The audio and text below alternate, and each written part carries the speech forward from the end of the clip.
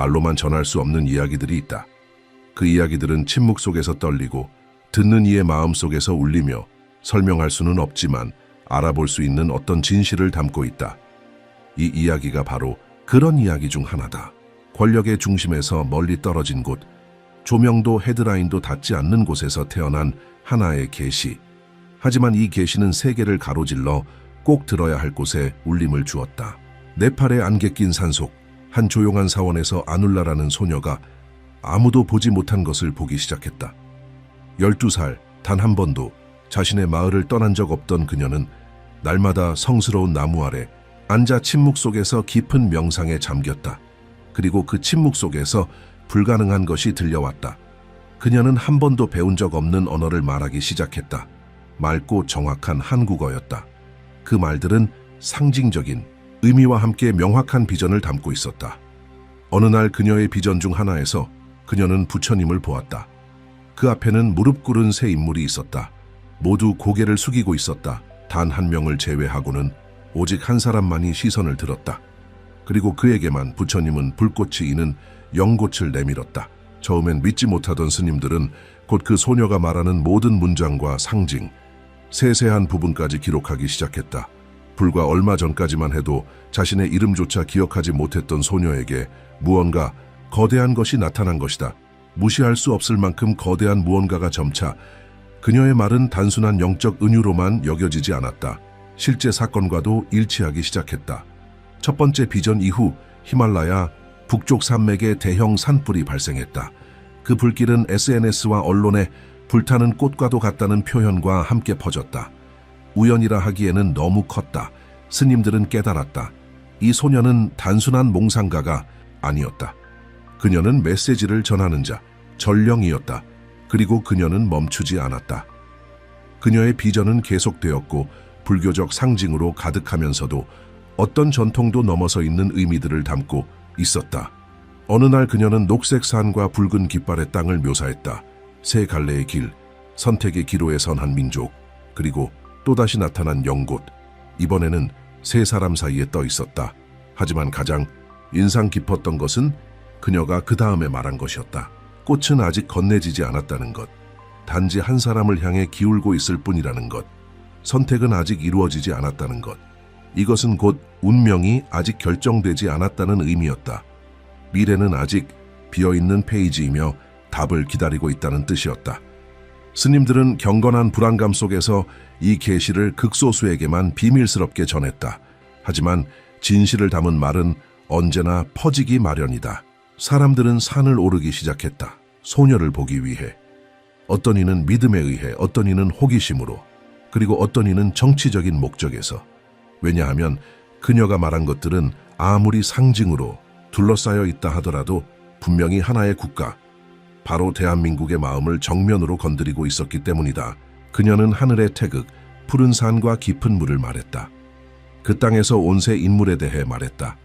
그리고 모든 흐름을 바꿀 선택에 대해 말했다. 외부 세계는 아시아의 움직임을 주의 깊게 지켜보고 있었다. 그러나 한국 내부에서는 무언가 다른 것이 고동치기 시작했다. 마치 국민의 영혼이 마음으로는 설명할 수 없는 어떤 소리를 들은 것처럼. 아눌라는 세 남자의 그림자가 그들의 진짜 본성을 드러낼 것이라고 말했다. 한 사람은 인정받고자 하는 욕망으로 인해 흔들리는 불안한 그림자를 지니고 있었다. 또 한 사람은 모두를 만족시키려다 자신을 잃어버린 혼란의 그림자를 지니고 있었다. 그러나 세 번째는 떨림도 일그러짐도 없는 깊고 조용한 그림자를 가지고 있었다. 그것은 마치 오래된 산의 그림자 같았다. 그리고 바로 그 그림자를 부처는 조용히 바라보고 있었다. 사원의 소녀 아눌라는 자주 말을 하지는 않았지만 말할 때마다 공기의 흐름이 달라졌다. 마치 시간이 그녀와 함께 숨 쉬는 것처럼. 단순한 영적 비전으로 여겨졌던 예언은 점차 대한민국에서 전개되는 현실과 맞물리기 시작했다. 그녀는 세 남자가 부처 앞에 서 있는 모습을 묘사했지만 이름도 얼굴 생김새도 아닌 그들의 그림자가 땅에 들이우는 방식으로 설명했다. 첫 번째 남자는 불안하고 조각난 그림자를 지니고 있었다. 그의 에너지는 절박함이었다. 그는 가만히 있으면서도 끊임없이 보이지 않는 발걸음으로 무언가를 향해 달리고 있었다. 아눌라는 그가 명예를 좇고 있다고 말했다. 하지만 그 명예는 그의 손안이 아닌 항상 타인의 시선 속에 있었다. 그래서 그는 달릴 수밖에 없었다. 그의 목소리는 컸지만 영혼은 조각난 듯했다. 멀리서 보면 웅장하지만 속은 텅 빈 영희 같은 성. 두 번째 남자는 부드럽게 웃고 있었지만 눈에는 더 이상 감춰지지 않는 슬픔이 깃들어 있었다. 그의 발은 갈라진 땅 위에 있었다. 그 땅은 서서히 무너지고 있었고 그는 걸으려 하기보다는 무너지는 것을 두 손으로 붙잡으려 애쓰고 있었다. 아눌라는 그가 국민을 사랑한다고 했다. 그러나 그 사랑이 너무 넓게 퍼지면 모두에게 닿으려다 정작 아무에게도 닿지 못할 수 있다고 했다. 그는 항상 나뉘어 있었다. 그의 그림자는 여러 방향으로 길게 늘어져 있었고 결코 단단한 방향을 찾지 못했다. 그것은 과잉의 그림자였다. 모든 것을 껴안으려다 어떤 것도 깊이 껴안지 못하는. 하지만 세 번째 남자에 대해서는 스님들이 가장 오래 침묵했다. 그는 아무 말도 하지 않았다. 눈을 감고 있었지만 누구보다도 많이 듣고 있었다. 그의 침묵은 부재가 아니라 집중된 존재였다. 그의 그림자는 깊고 무겁고 움직이지 않았다. 아눌라는 그것을 오래된 산의 그림자라고 묘사했다. 비바람에도 끄떡없는. 그는 주목받으려 하지도 드러나려 하지도 않았다. 그저 존재했다. 다른 이들이 보이려 애쓸 때 그는 보는 자였다. 그녀의 비전에서 부처는 즉시 연꽃을 내미는 것이 아니라 그를 향해 기울이고 있었다. 그것만으로도 스님들은 그 상징을 이해했다. 선택은 아직 이루어지지 않았지만 그 몸짓은 운명의 다가옴을 암시하고 있었다. 시간이 흐르며 사원의 종소리는 기도의 끝을 알리기 위함이 아니라 신성한 무언가가 일어나고 있다는 것을 상기시키는 소리로 울려 퍼졌다. 아눌라의 말은 고서와 종이 위에 조심스럽게 기록되었고 아직 오지 않은 시간의 조각들을 드러내기 시작했다. 그녀는 한꺼번에 모든 것을 말하지 않았다. 그녀의 메시지는 조각조각 나타났다. 마치 미래 자체가 한 걸음씩 발견되어야 하는 것처럼 어느 날 명상 후 그녀는 일어나 단 한 문장만 말했다. 연꽃이 바람을 따라가기 시작했어요. 스님들은 그 말이 무슨 뜻인지 묻지 않았다. 그들은 알고 있었다. 연꽃 지혜와 순수함, 신성한 선택의 상징은 더 이상 제자리에 머물러 있지 않았다. 그것은 움직이고 있었다. 그리고 바람은 이유 없이 불지 않는다. 바람은 세상의 영혼이 가리키는 방향으로 분다. 그것은 분명한 신호였다. 선택의 순간이 다가오고 있다는. 그녀는 또한 스님들의 숨을 멈추게 만든 말을 남겼다. 그림자가 너무 짙어 빛이 통과하지 못하면 꽃은 피어나지 않는다. 이 문장은 숨겨진 가르침처럼 울려 퍼졌다. 무엇이 걸려 있는지를 이해하기 위한 영적인 암호였다. 강하고 말 잘하고 인기가 많은 것만으로는 충분하지 않았다. 빛이 통과할 수 있을 만큼 투명해야 했다. 진정한 지도자의 그림자는 빛을 가리지 않는다. 숨기지 않으면서 보호한다. 지우지 않으면서 잠잠해진다. 그리고 무엇보다도 빛이 지나가도록 내어준다. 기다리기만 하던 시간은 조용히 방향을 바꾸는 깊은 강물처럼 흐르기 시작했다. 사원의 소녀 아눌라의 말은 더 이상 멀리 있는 경고가 아니었다. 그것은 나날이 신문 속에서, 거리에서, 그리고 무엇보다도 침묵 속에서 스며드는 섬세한 확신이 되어가고 있었다. 예언에 나타났던 세 남자는 모습을 드러냈다. 하나씩 그들은 말로가 아니라 그들의 그림자가 남긴 자취로 드러나고 있었다. 그리고 모든 변화의 한복판에서 가장 예리한 눈들이 무언가를 감지하기 시작했다. 누가 알려주지 않아도 시간은 퍼즐 조각들을 하나로 맞춰가기 시작했다. 연꽃은 아눌라의 말처럼 어느 방향으로 기울고 있었다. 아직 누구에게 닿지는 않았지만 더 이상 머뭇거리지 않고 있었다. 그 방향은 점점 뚜렷해지고 있었다. 사람들 사이에서 오르내리던 이름들 가운데 하나가 이상할 만큼 그 모든 조각들과 겹쳐지기 시작했다. 가장 사랑받아서도 가장 정제된 말투를 써서도 아니었다. 조용히 그의 발걸음이 비전에 담긴 징후들과 들어맞고 있었기 때문이었다. 그는 말이 적었고 귀 기울이는 일이 많았다. 사람들의 의견이 나뉘어도 그것을 조종하려 하지 않았다. 그의 그림자는 예언 속 묘사대로였다. 흔들리지 않았고 갈라지지 않았고 빛을 가리지도 않았다. 그저 거기에 있었다. 스님들도 소녀도 이름을 언급하지 않았다. 그러나 사원 안의 분위기는 변하기 시작했다. 며칠 전까지만 해도 퍼져 있던 영적 불안감은 조용한 체념으로 바뀌었다. 마치 일어날 것이 이미 일어나고 있다는 듯이 국민들 역시 나뉘어 있었지만 모두가 무언가가 완성되어 가는 느낌을 받고 있었다.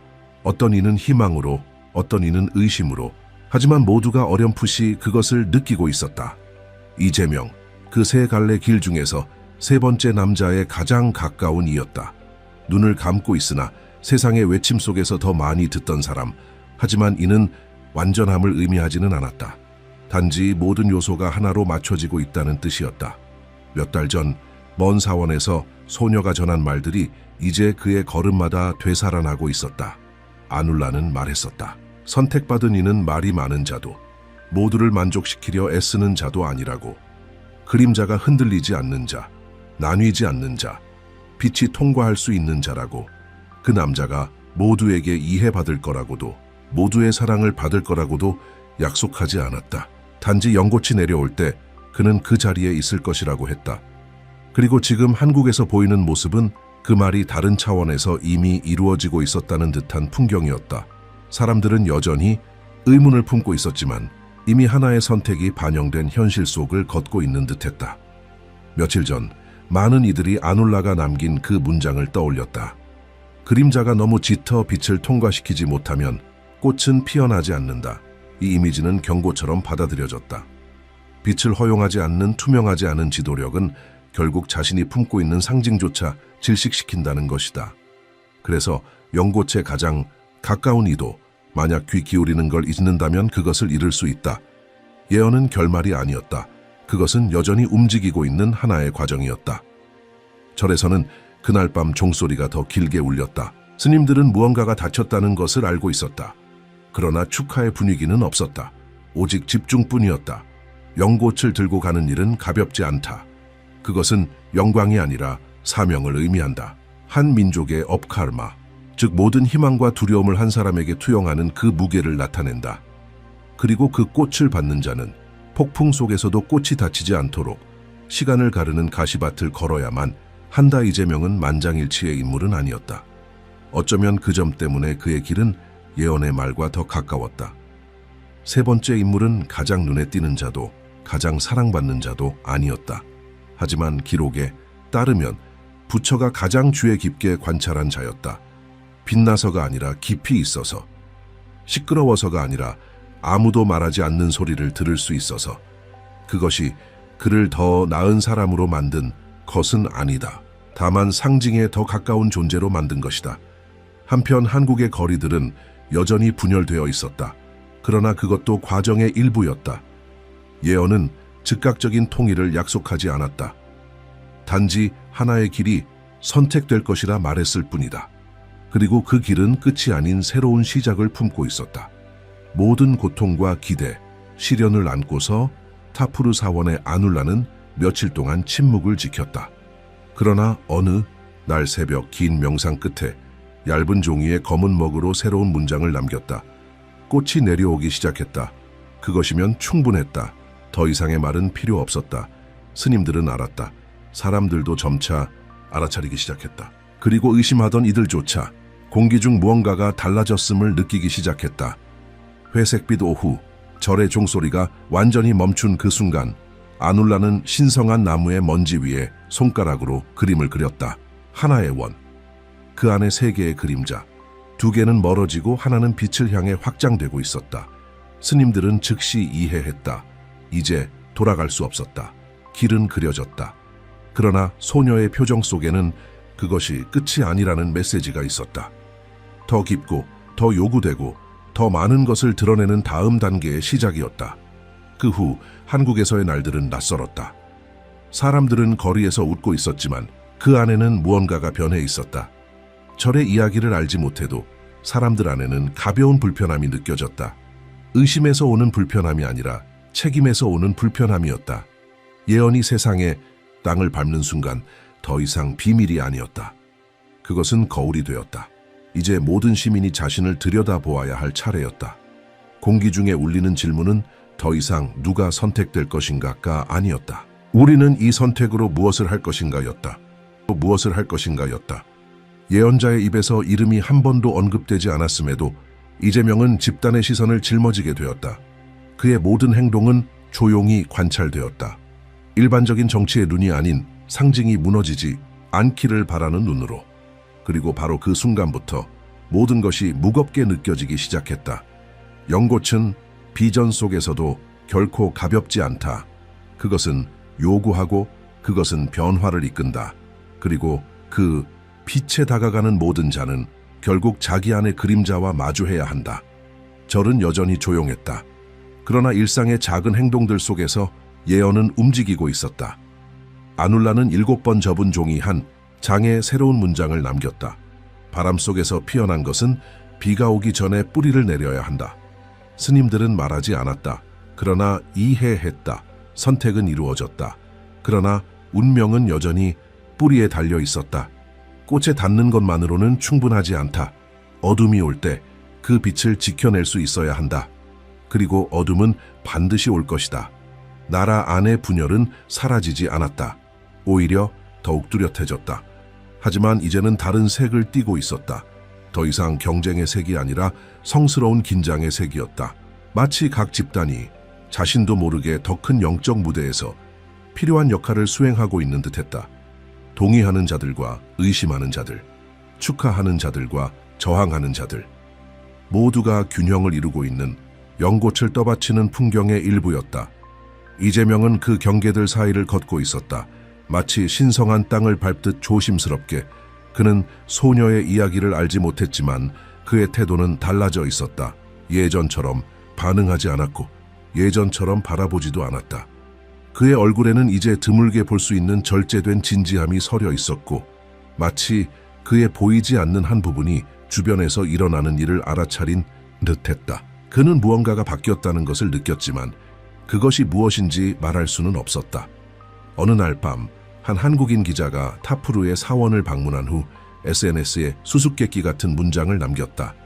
시간은 가장 준비된 자를 선택하지 않는다. 가장 귀 기울이는 자를 선택한다. 이 글은 많은 이들의 눈에는 띄지 않았다. 그러나 예언의 흐름을 따라온 이들 사이에서는 그것이 번개처럼 내리쳤다. 그것은 처음부터 아눌라가 보여준 바로 그 메시지였다. 선택된 이는 가장 강한 자가 아니었다. 가장 조용한 자였다. 어둠 속에서도 빛의 소리를 듣는 자였다. 같은 시기 소녀는 말을 멈추었다. 그녀의 침묵은 완전한 것이었다. 스님들은 설명했다. 불교에서 절대적인 침묵은 결여가 아닌 완성이다. 말의 순환이 끝난 것이다. 입의 사명은 존재의 사명으로 대체된 것이다. 그리고 말없이 아눌라는 매일 넓은 잎의 나무 아래에 앉아 이미 보아야 할 것을 본 자의 평온함으로 수평선을 바라보았다. 제단 근처에서 마지막으로 발견된 한 메모가 있었다. 그것은 세 개의 그림자처럼 3번 접혀 있었다. 그 안에는 짧고 무거운 문장이 적혀 있었다. 이제 나라는 꽃을 손에 들고 걷는다. 더 이상 말은 없었다. 그리고 더 이상 말은 필요하지 않았다. 연꽃은 세상을 건드렸다. 그 순간 예언은 약속이 아니라 현실이 되었다. 하지만 이 새로운 시대는 어떤 보장도 주지 않았다. 오직 요구만이 있었다. 연꽃은 떨리지 않는 손에 의해 지탱될 때만 살아남는다. 민중은 비록 자각하지 못했지만 이제 더 큰 무언가의 수호자가 되었다. 모든 행동, 모든 선택, 모든 침묵은 새로운 무게를 품게 되었다. 연꽃은 단 한 사람의 것이 아니다. 그것은 마침내 예언의 눈에 비친 한 민족의 공동 운명에 속한 것이다. 네팔 산속의 사원은 여전히 예전 그대로였다. 소박하고 조용하며 많은 이들에게 잊힌 곳. 그러나 이제는 그곳과 한국의 심장을 잇는 보이지 않는 선이 생겨났다. 의심으로 둘러싸였던 소녀의 이야기는 이제 더 큰 무언가의 일부가 되었다. 그리고 그림자 속에 숨어있던 그 이름은 이제 연꽃의 중심을 지니게 되었다. 한국에서는 여전히 많은 이들이 의문을 품고 있었다. 또 어떤 이들은 저항했다. 당연히 회의도 있었다. 그러나 동시에 새로운 감정도 존재했다. 조용한 수용, 관찰, 그리고 동참의 마음, 연꽃이 불러온 것이었다. 그것은 정치적 행위를 영적 행위로 바꾸어 놓았다. 종교적인 의미가 아니라 더 깊은 인간적인 의미에서 정치를 민족의 영혼을 비추는 거울로서. 그리고 민중은 마침내 그 거울 속에서 자신을 알아보았다. 이재명은 자신의 길을 계속 걸어갔다. 이제는 다른 시선들이 그를 바라보고 있었다. 응원의 시선도 거부의 시선도 아닌 상징의 시선이었다. 그 역시 더 조용해지고 더 주에 깊어졌다. 마치 자신이 보이지 않는 경계를 넘어섰다는 것을 이해한 듯했다. 그는 더 이상 단지 자기 자신이 아니었다. 그는 이제 더 큰 무언가의 반영이기도 했다. 그리고 그 더 큰 무언가는 배신당할 수 없는 것이었다. 타프르 사원은 다시 고요 속으로 돌아갔다. 방문객들의 발길도 줄어들었다. 종소리는 하루에 2번만 울렸다. 하지만 그 오래된 나무 아래에는 여전히 아눌라가 있었다. 그녀의 존재만으로도 스님들은 예언이 제 역할을 다했음을 느꼈다. 예언은 예측이 아니라 거울이었고 쇼가 아니라 씨앗이었다. 이제 그 씨앗은 한 나라의 중심에 뿌려졌고 그 나라는 불확실성 속에서도 새로운 방향성을 품고 걷고 있었다. 그녀는 말했었다. 꽃은 바람 속에서도 어둠 속에서도 피어날 수 있다고. 다만 그 뿌리가 깊을 때. 이제 그것이 바로 부름이었다.